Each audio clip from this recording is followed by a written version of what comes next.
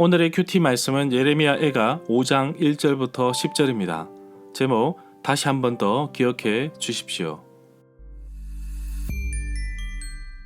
먼저 앞뒤 문맥을 살펴보겠습니다. 화려하였던 과거의 모습에 비해 초라해진 예루살렘의 모습을 보면서 무엇보다도 영적인 지도자들이 앞장서야 하는데 도리어 악한 일에 빠져 있는 것을 봅니다. 그러면서도 하나님의 도우심을 구하는 이중적인 모습을 지적하고 있습니다. 영적인 지도자들이 거짓 예언을 하고 거짓 위로를 전하는데 안타까운 것은 나라는 망하였는데도 계속해서 징계하는 하나님의 뜻을 알지 못하는 데 있습니다. 그러나 이러한 징계의 궁극적인 목적은 바로 회복입니다. 4장의 마지막 부분에 예루살렘의 회복에 대해서 말하고 있습니다. 5장에 들어와서 시인은 이러한 비참한 사실을 인식하고 하나님께 아뢰입니다. 그리고 살려달라는 간절한 간구를 합니다. 문단을 나눠보겠습니다. 1절부터 10절은 살펴주옵소서. 1절에 보면 시인은 여호와께서 자신들에게 닥친 일을 기억해 달라고 탄원합니다. 받은 치욕을 살펴달라고 말합니다. 예레미야애가 3장 61절에서는 원수들이 비방하고 모해하는 모든 것을 받은 치욕으로 보고 있습니다. 2절에 보면 시인은 자신들의 유산으로 받은 땅이 낯선 사람들에게 넘어가고 자신들의 집이 이방인들에게 넘어갔다고 말합니다. 시편 79편 1절에 보면 시인이 하나님께 탄식하는 모습이 나옵니다. 마치 예레미야애가 5장 2절에 나오는 것처럼 보여집니다. 하나님이여 이방 나라들이 주의 기업의 땅에 들어와서 주의 성전을 더럽히고 예루살렘이 돌무더기가 되게 하였나이다. 3절부터 4절에 보면 시인은 예루살렘 멸망 이후의 모습을 잘 표현하고 있습니다. 자신들은 아버지가 없는 고아가 되었고 어머니는 과부가 되었으며 심지어 자신들의 물인데도 은을 내고 마셔야 하고 자신들의 나무, 땔감인데도 값을 치러야 한다는 형편을 잘 설명하고 있습니다. 5절에 보면 이 구절을 세번역 성경에서는 우리의 목을 눌렀다는 것을 멍에가 매어 있다고 번역하였는데 신마쿠스역을 따랐다고 말하고 있습니다. 히브리어 본문에는 멍에라는 단어가 없습니다.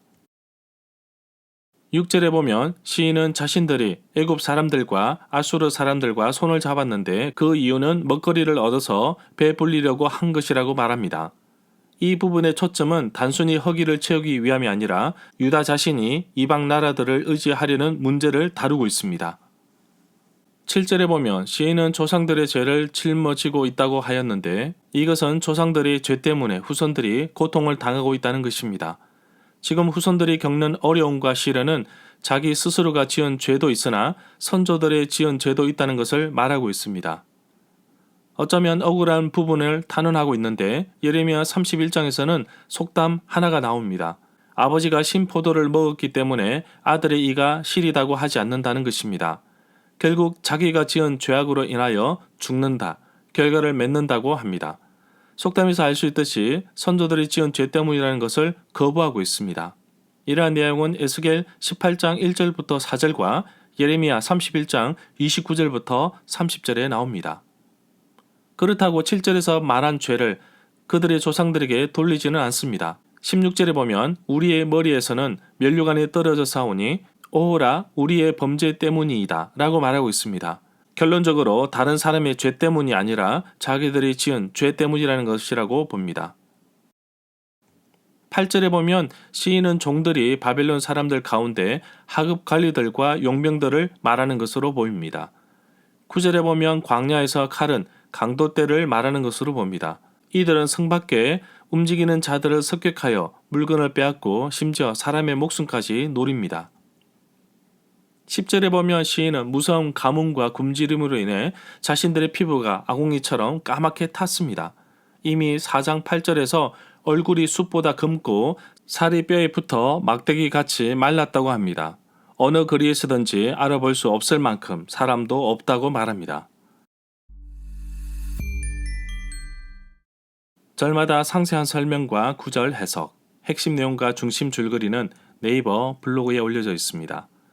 내게 주시는 교훈입니다. 고통, 고난의 원인을 불교에서는 욕심에서 출발한다고 보지만 기독교에서는 하나님의 말씀을 떠나 불순종한 죄라고 봅니다.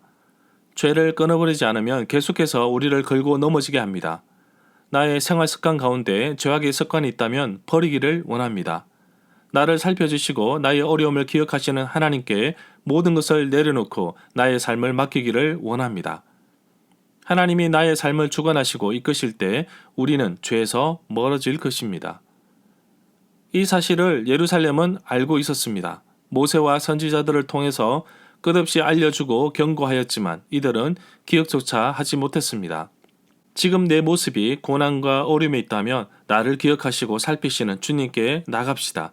나를 지키시고 이끄시는 분이 하나님이심을 기억하며 살아가는 하루가 되기를 간절히 소망합니다.